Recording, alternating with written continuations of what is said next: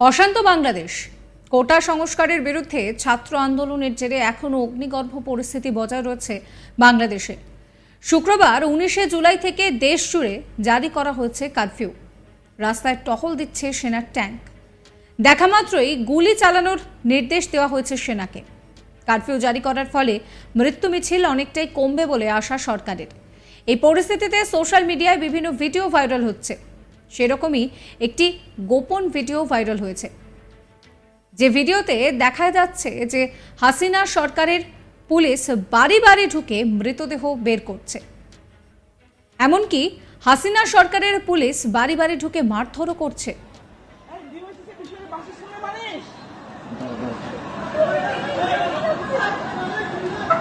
মা, এগুলা খুবই গায়ে লাগে। বাসায় মারবে কেন?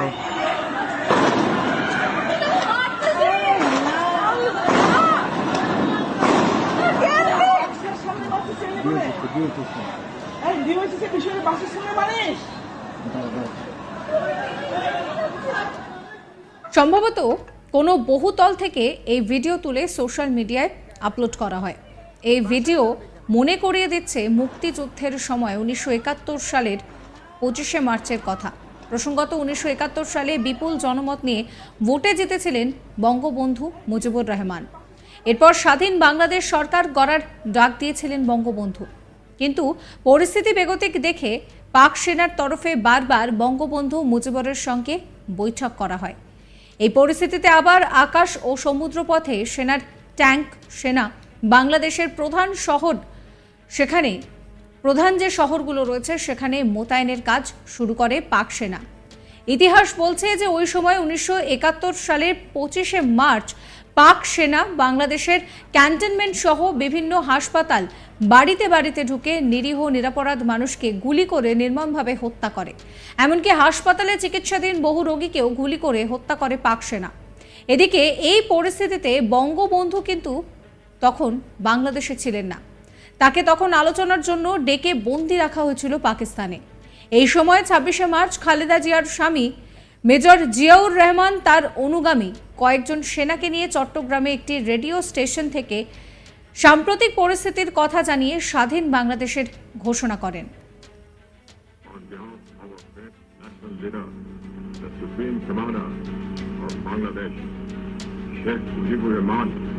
Do hereby proclaim the independence of Bangladesh on behalf of our great national leader, the Supreme Commander of Bangladesh, Sheikh Mujibur Rahman. Do hereby proclaim the independence of Bangladesh on behalf of our great national leader, the Supreme Commander of Bangladesh, Sheikh Mujibur Rahman. Do hereby proclaim the independence of Bangladesh. Bangabandhu Mujibur রহমানের নেতৃত্বে এই স্বাধীন বাংলাদেশের ঘোষণা করেন major Ziaur Rahman.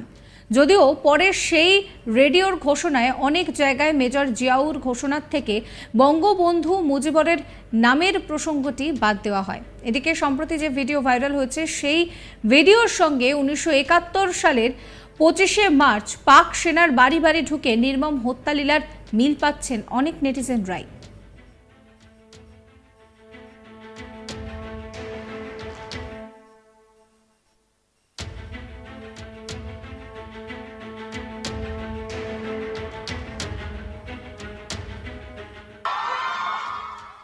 এইভাবে বাড়িতে ঢুকে শেখ হাসিনা সরকারের পুলিশ কেন মারধর করবে সেই প্রশ্নই উঠছে।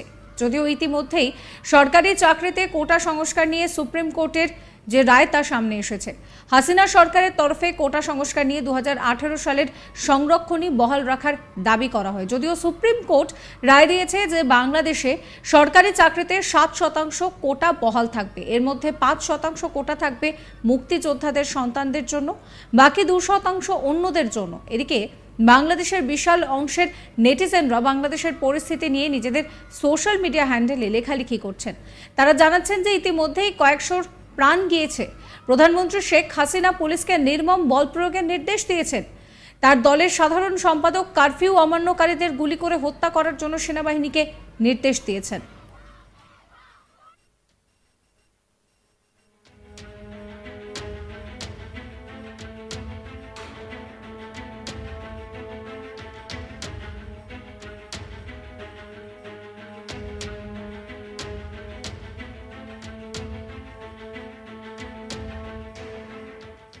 শাসক এখানে একটি মাত্র অভিযোগ করছেন, সবই বিরোধী দলগুলো করেছে। এখানেই নেটিজেনরা প্রশ্ন তুলছেন যে বাংলাদেশে কি আদৌ কোনো বিরোধী দল আছে? তাদের অভিযোগ যে গত 15 বছরে শেখ হাসিনার সরকার বিরোধীদের মুছে ফেলেছেন, দেশকে লুট করেছেন, জনজীবন দুর্বিষহ হয়ে উঠেছে, সাধারণ মানুষের ভোটাধিকার কেড়ে নেওয়া হয়েছে।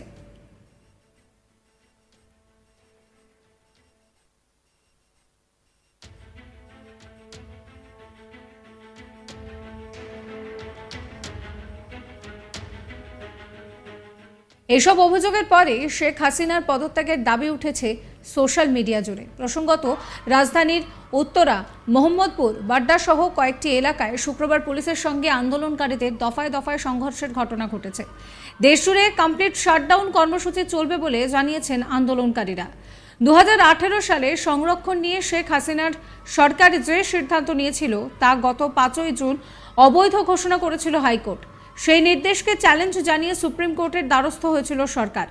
সংবাদ সংস্থা এএফপি জানিয়েছে যে রবিবার বাংলাদেশের সুপ্রিম কোর্ট খারিজ করে দিয়েছে যে হাইকোর্টের নির্দেশ, অর্থাৎ এক্ষেত্রে সুপ্রিম কোর্টের রায় কিছুটা হলেও শেখ হাসিনার সরকারের পক্ষেই গিয়েছে।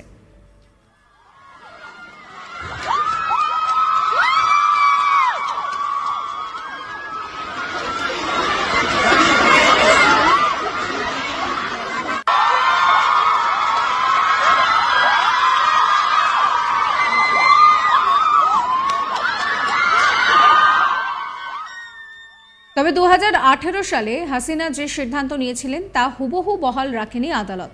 হাইকোর্টের রায় বাতিল করা হয়েছে, তবে সংরক্ষণের ব্যবস্থা পুরোপুরি বাতিল করা হয়নি। দেশের সরকারি চাকরির ক্ষেত্রে মোট 7% সংরক্ষণের নির্দেশ দেওয়া হয়েছে। তার মধ্যে 5% সংরক্ষণ থাকবে মুক্তিযোদ্ধাদের সন্তানদের জন্য, বাকি 2% থাকবে অন্য শ্রেণীর জন্য। 93% নিয়োগ হবে মেধার ভিত্তিতে। এগুলা খুবই গায়ে লাগে, বাসায় মারবে কেন?